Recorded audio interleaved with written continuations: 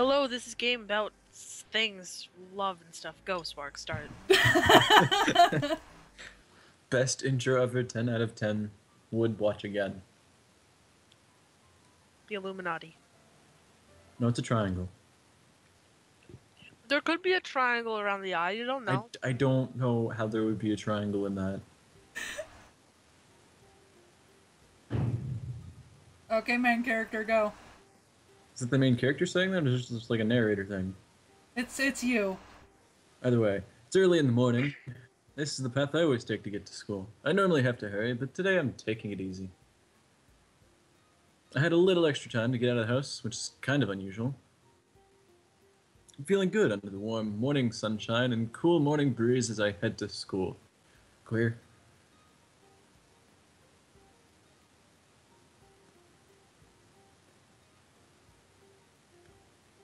I'm not in a hurry, but it still doesn't take long to get to school. My house isn't right next to the school, but it isn't that far away either. Even if I don't leave as early as I did today, I never have to run to get to school on time or anything. It's what I'm thinking as I change into my school slippers. What? This is in Japan, so... And Oh, okay, right. I absentmindedly climb the stairs, heading to my classroom on the second floor. Class 2-2. I put my hand on the door to open it, and then... Oh, Makun, good morning! You're here earlier than usual. How unlike you. Her loud, ear-splitting voice shakes me out of my morning daze. You're... Good morning, Akami. I see you're getting a head start on being loud and obnoxious today. There's nothing wrong with being energetic. This overly spirited person is Tsunemi Akami. I don't know. Yeah. She's always like this, the kind of person who's always going full throttle from the moment she wakes up until the moment she falls asleep. You're not energetic, you're out of control. But I guess that's what I should be expecting by now. Morning, Tomo. You know her better than I do, right? Does she have a volume knob? Duncan. morning. I've known Kemi for... Is this me? You have to speak like this dude, because this dude is my favorite, so blah blah blah. Be him! Good morning. I've known Kemi for a long time, and I can say for sure that no, she doesn't. Is that okay? No. I'm not even gonna try and pronounce that. Ochai, I think. Ochiai. This is Ochiai Tomoyori. Tomoyori.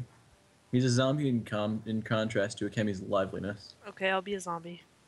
But like Akemi, his energy level is constant. He's lifeless all day, every day. Sounds like me. Yeah. Yeah, I've only known her for a little while, but I'm starting to realize that. You'll get used to it.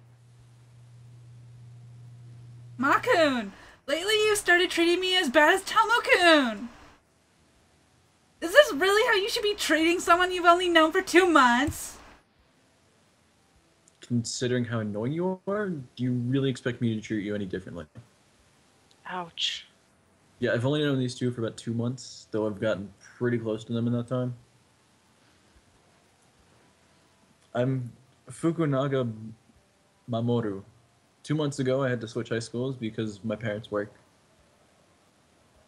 Fall's almost over, I transferred in the middle of the season, and because of that, I was a bit of an oddity among the other students. I was really nervous at first, but luckily these two came along and we became friends. That's mean. Tomo-kun, say something! Well, it seems like you two are getting close. Yeah, thanks to you. Hey, don't ignore me! I can say for sure that Tomo is the real reason I'm comfortable here now. He doesn't take care of his appearance, and he's not the warmest person you'll ever meet, but he's pretty smart and ultimately a good guy. I learned how dependable he is pretty quickly. Okay, ignoring me is now forbidden, you hear me?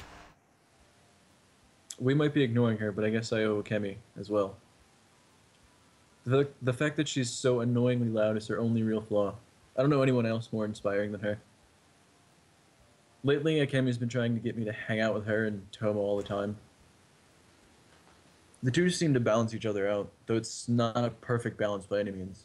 From what I hear, they've been friends since they were kids, though Toma once told me she's basically just been following me around this whole time. The bell rings, it's already time for homeroom. What's first period today? My mic is muted, sorry. Math, our homework is due today. You did do it, right? Yeah, yesterday I finished with time to spare for a change. I was actually able to go to bed early because of that. Can I just say, her hand is very big. Yeah, it is. Like, Yep. jeez. Hey, I said ignoring me wasn't forbidden, hey!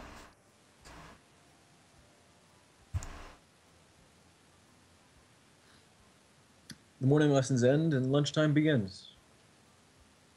Lunchtime, time to eat! We move from our classroom to one further down the hall. We're the only ones in here, and Akemi's thundering voice echoes in the empty classroom. The three of us have been coming to this empty classroom for lunch since I transferred to the school. On the menu for today is Salisbury steak. Awesome! What are you, a kid? Come on, can you at least lower the volume during lunch? Toma, help me out here. After a moment, Toma replies. What do you want me to do? Then he sighs and snatches Akemi's chopsticks from her. Hey! Then as Akemi opens her mouth to protest, Toma stuffs a piece of Salisbury steak into her mouth. It's so good.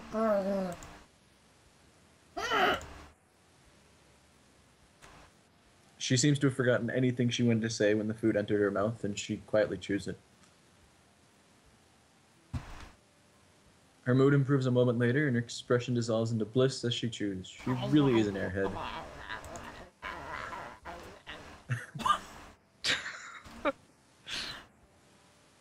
Now I'm not her. fingers. I'm not her keeper, you know.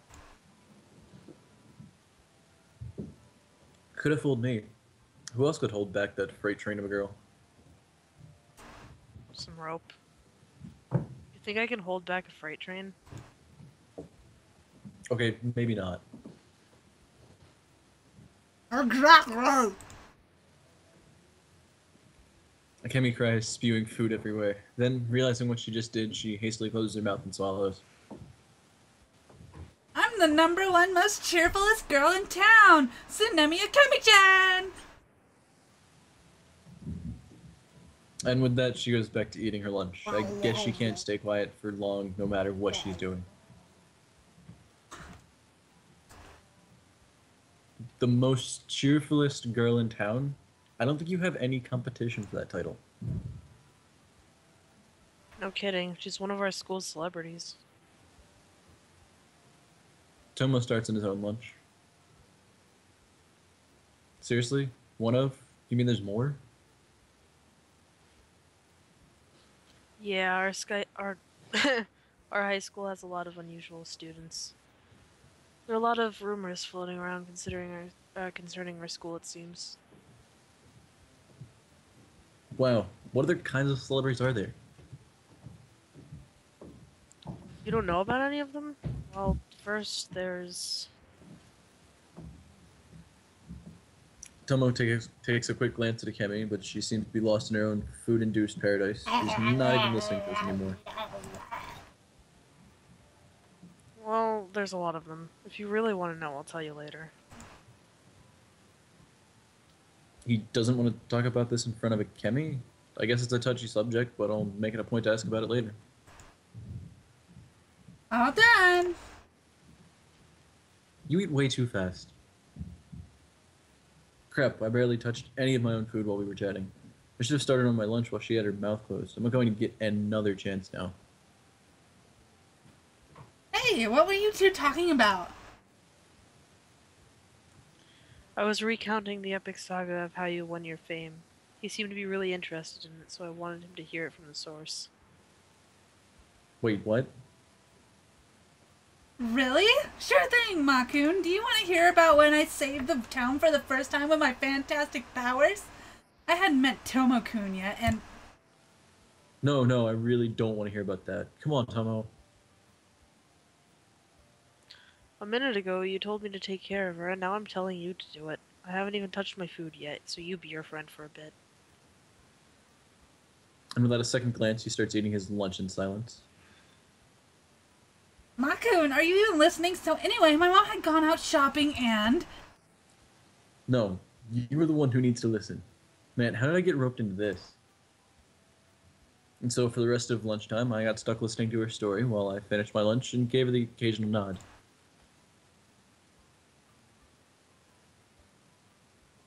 School ends. Huh? Makun, where's Tomokun? Kemi calls out to me as I'm packing up my stuff. She rushed out of the classroom right when class ended, and it seems she came back just as quickly.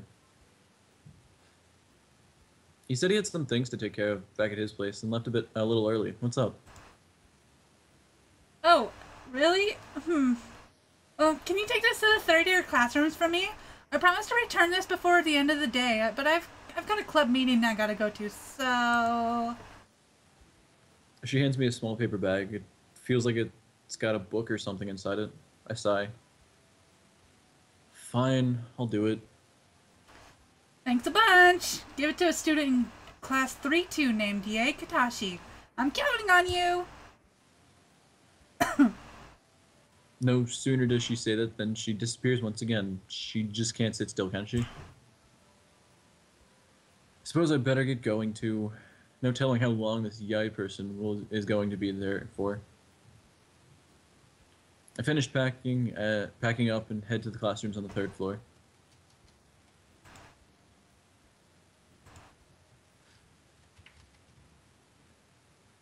I arrive at the third year student's classroom with a Kemi's package and look for the person I'm supposed to deliver it to, but some of the other students tell me she stepped out for a bit.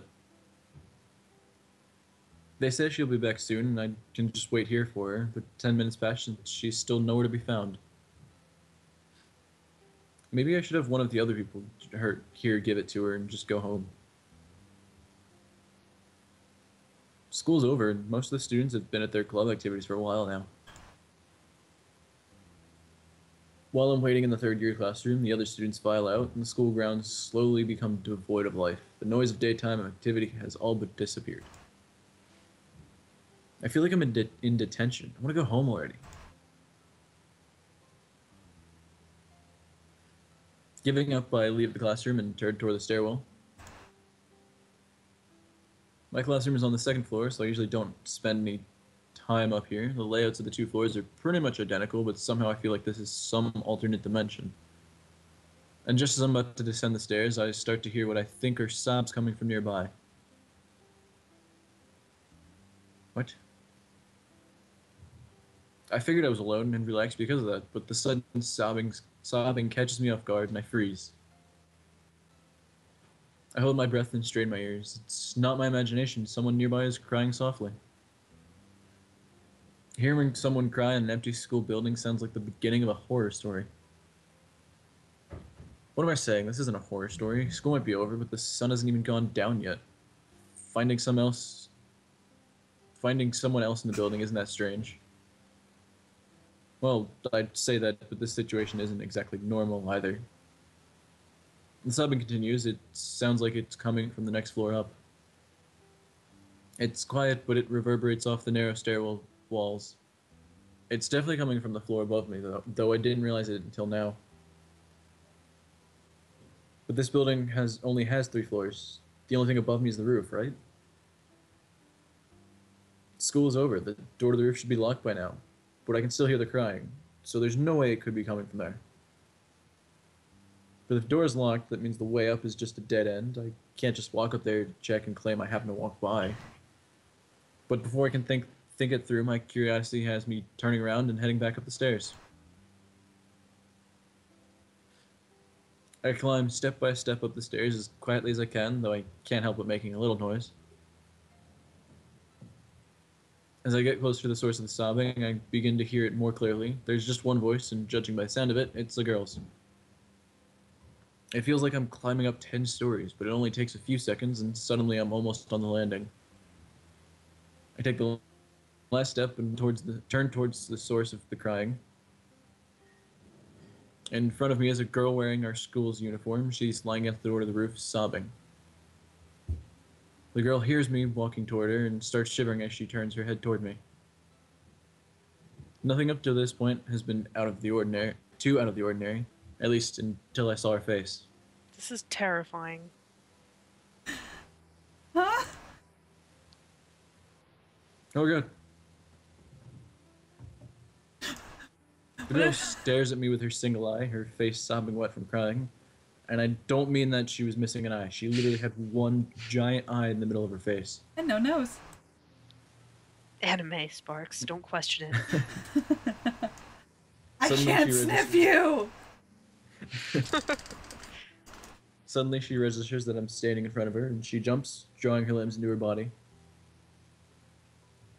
A bit of light reflects off the unwiped tears near her wide-open eye. I can tell by the way she's looking at me that she's terrified. She's not the only one, though. Without really understanding what I'm looking at, I stare at her, unmoving, and she does the same.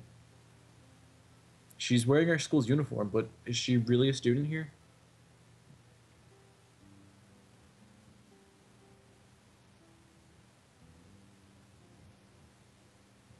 No matter how many times I blink, a second eye doesn't suddenly grow on her face, and I finally realize that what I'm seeing is reality.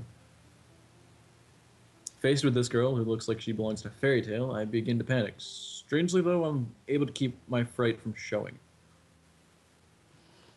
This situation is so unreal, I guess my brain just refuses to fully acknowledge it.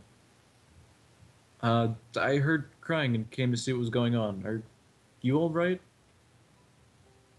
The longer the silence drags on, the harder it becomes to break it. I try to come up with something, anything, to say to force myself out of this stupor, but my mind is completely blank. At this point, anything is better than silence.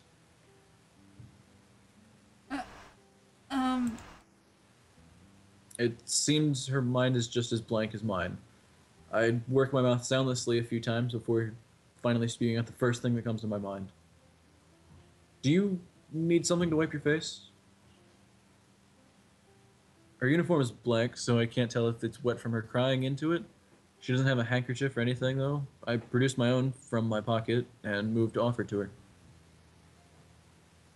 I approach the girl sitting at the top of the stairs to give her the handkerchief, and once again she starts shivering in fear. She's looking at me like I'm some kind of monster. Am I really that scary?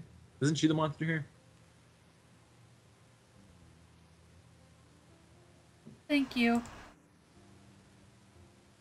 I'd hold the handkerchief out stiffly for several seconds, then cautiously, oh so cautiously, she takes the handkerchief and wipes her face. Those are the first words she's spoken so far, but her trembling voice is so quiet that I almost don't hear her. I only transferred to this school about 2 months ago, and don't think I've seen you around. This is definitely the first time we've met, of course. I'm sure that if I had seen her before, her face would have been burned into my mind. There's no way I could forget what I'm seeing right now. Should I ask her to give my handkerchief back? It's obvious from the way she's looking at me that she's still confused and afraid. We're not going to get anywhere at this rate. We must be in different classes since I haven't seen you around here before. What grade and class are you in? I'm in class 2 too.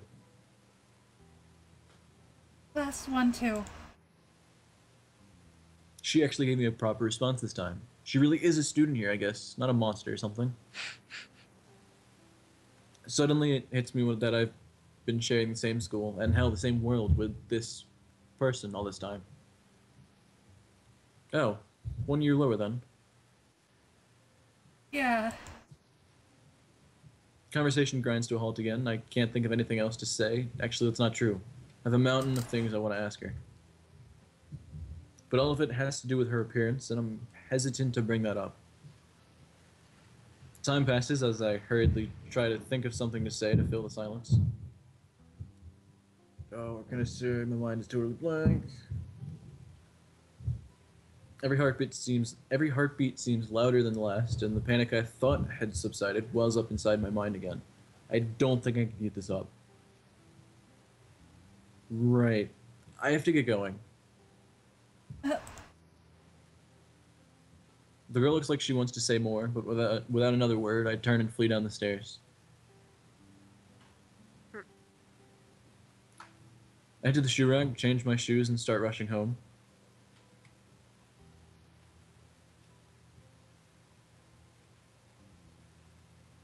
I walk on for a few more seconds after clearing the campus gates, then I pause for a moment and take a deep breath.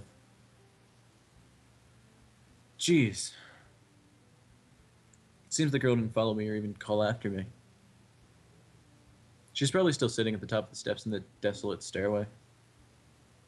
Cool wind is blowing as I walk home, and I gradually regain my composure. My heart is still racing, though. I think I'm going to feel uneasy about what just happened for a long time. I was really surprised. Maybe I still don't fully understand what I saw. I'll have to think about it some more. Was it fear? Was I afraid of her? No, there's nothing scary about some girl, even if she is. Honestly, I can't shake the thought that she might be some kind of monster. But she must be a human high school student, right? I was definitely scared out of my wits at first, but I think if she wanted to hurt me, she would have done it. In fact, she's beyond harmless. She's as timid as a mouse. But if that's the case, why do I still feel uneasy? Is my mind just unable to accept that she has only one eye? No, that's not it. It's not like I was avoiding staring at her or anything. Actually, I don't think I could have looked away even if I had wanted to. Whatever, it's not worth dwelling on. The fact that I'm not disgusted by her after all this means it was just pure surprise, right? Yeah, I think that's a reasonable conclusion. At any rate, I think it's safe to say anyone who saw her face wouldn't forget it anytime soon.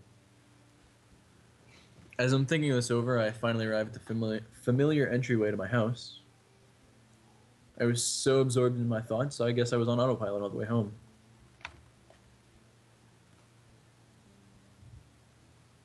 I'm home. Don't be mom. Welcome home. You're a little late, aren't you? What were you doing?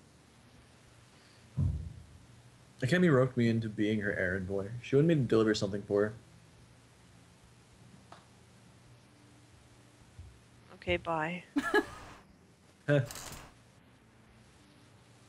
Later that night, I let out a deep sigh as I'm lying in my futon, unable to sleep. For some reason, I couldn't tell my mom about the one-eyed girl. It wasn't like it was a traumatic event or anything. I almost feel guilty.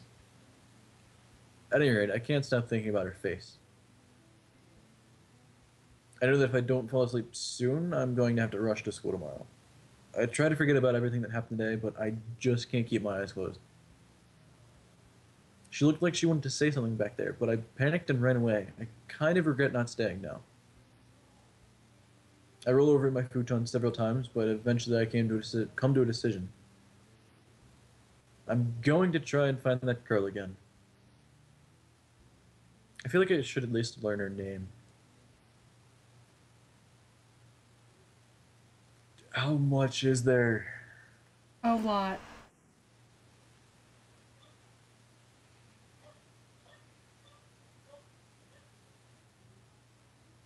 What's with Yeah, the... black screen. Why? Black screen. No! Totally a black screen. Quick, improvise. Oh, we're good. Never mind. No more improvisation. Hold on.